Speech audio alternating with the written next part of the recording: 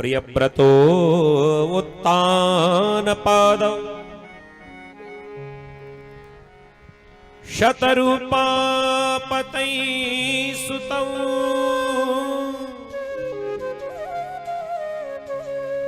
वासुदेवस्य कलया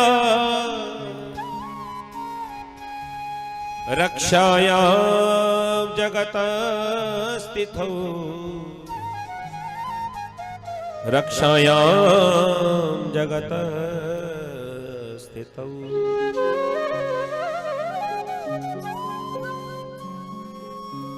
जायुत्तानपादस्य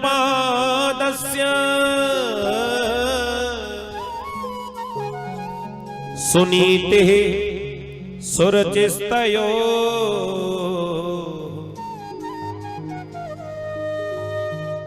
सुरुचि प्रेयसी पत्युर्नेतरायुसुतो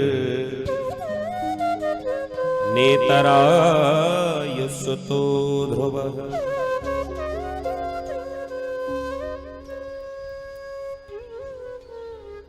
महाराज उत्तानपाद, इनके दो विवाह हुए। एक पत्नी का नाम था सुनीति, दूसरी का नाम है सुरुचि।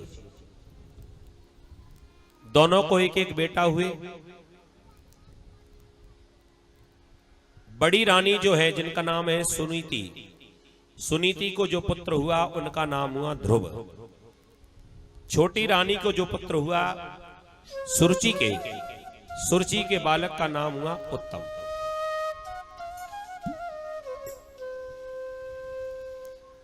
भगवान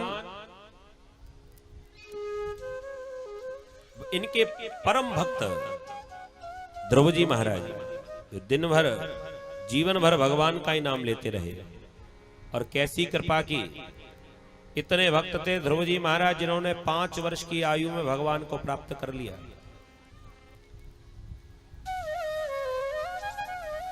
एक बात अपनी सौतेली मां की ऐसी इनको मन में गढ़ी, अपना घर छोड़कर 4.5 वर्ष की आयु में चले गए।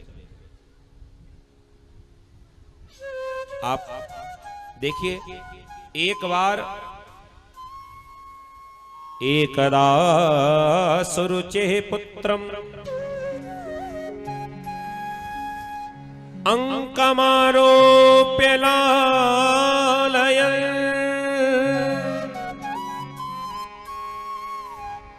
उत्तमं नारुरुक्षन्तम् ध्रुवं राजा व्यनन्दत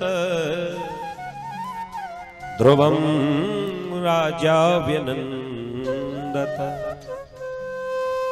एकदा माने एक बार महाराज उत्तानपाद की गोद में दोनों ही बालक खेल रहे थे। एक तरफ बैठे हैं ध्रुव जी महाराज, एक तरफ बैठे उत्तम जी। ये दृश्य जब छोटी रानी सुरुचि ने देखा, सुरुचि को अच्छा नहीं लगा। आज तो ये बालक ने हमारे बेटे की आधी गोद को बटा लिया, और जब ये बालक बड़े होंगे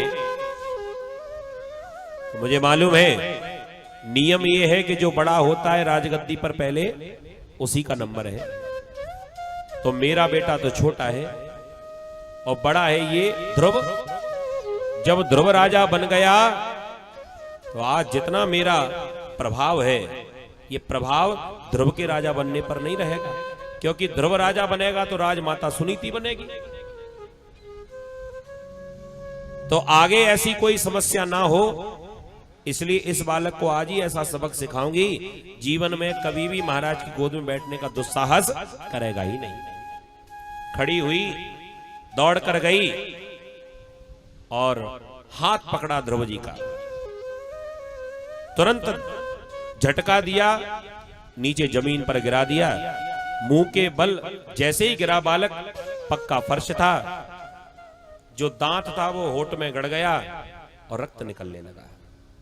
ऊपर से डांटने लगी, तपसाराध्यम पुरुषम तस्सैवानुगृहिण में गर्वे तुम साधयात्मानम यदिक्षसी नपासनम।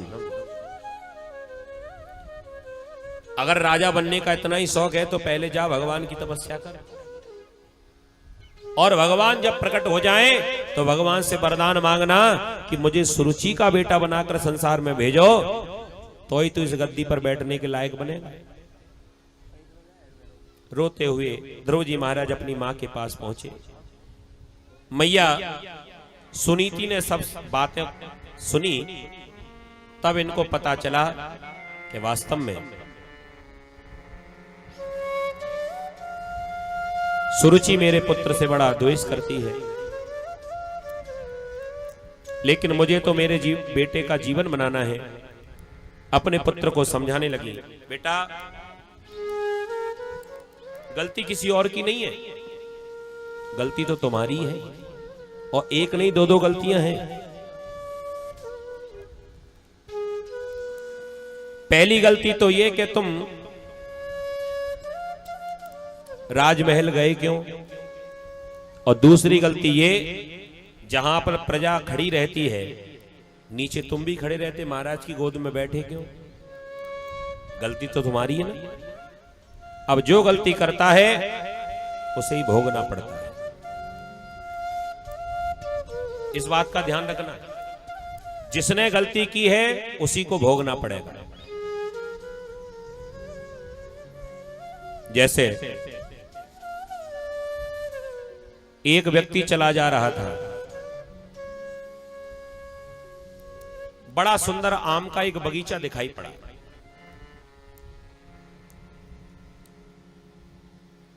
जैसे ही बगीचा दिखाई पड़ा तो देखने का काम किसने किया? आंख ने। आंख केवल देखने का काम कर सकती है, लेकिन चलकर तो नहीं जा सकती। तो भैया चलकर कौन गया? पैर। जिसने देखा वो गया नहीं, चलकर गए पैर।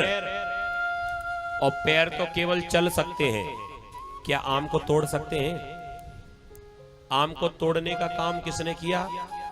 हाथ ने। हाथ ने आम तोड़ लिया। जिसने देखा वो गया नहीं, जो गया उसने आम तोड़ा नहीं, तोड़ा हाथ ने। अब हाथ तो केवल आम तोड़ सकता है, क्या उसे खा सकता है? खाने का काम किया दांत ने, जो काटने का काम किया दांत ने। जिसने देखा वो गया नहीं, जो गया उसने तोड़ा नहीं, जिसने तोड़ा उसने खाया नहीं, खाया किसी और ने। दांतों ने उस आम को काटा, लेकिन दांत तो केवल काट ही सकते हैं, उसका स्वाद नहीं जानते। दांतों को क्या पता कि मीठा है कि सीधा है। चखा किसी और ने। अब चखने का काम किसने किया? रसना ने, जिह्वा ने। अब जिसने चखा उसने रखा नहीं, रखा पेट ने। जिसने देखा वो गया नहीं, जो गया उसने तोड़ा नहीं, जिसने तोड़ा उसने काटा नहीं, जिसने काटा उसने चखा नहीं, और जिसने चखा उसने रखा नहीं। पहुंच गया पेट में, तब तक माली को पता चल गया। हाथ में लाठी लेकर आया, सो ना तो आंखें पिटी, ना पैर पिटे, ना हाथ पिटे, ना पेट पिटा, पिटी बेचारी पीठ, जिसे कोई लेना ही देना नहीं था। अब बताओ, ना तो ये स्वाद चख सकती, ना रख सकती, कोई लेना दे नहीं, कुछ नहीं, उसे कोई मतलब नहीं। लाठी पड़ी पीठ पर। लेकिन ध्यान रखना, पीठ पर तो केवल लाठी बरसी, लेकिन रोने का काम किसने किया? आंख ने। तो गलती किसकी थी? देखा किसने था? आंख ने। तो जो गलती करता है उसे एक ना एक दिन रोना ही पड़ता है भैया। चाहे चक्र कितना भी बड़ा हो जाए, चक्र का अर्थ समय कितना भी लग जाए। आज तो हमें लगता है कि बढ़िया हमने उसकी जेब काट ली, लेकिन पता चलेगा जो गलती करता है उसे परिणाम भोगना पड़ता है।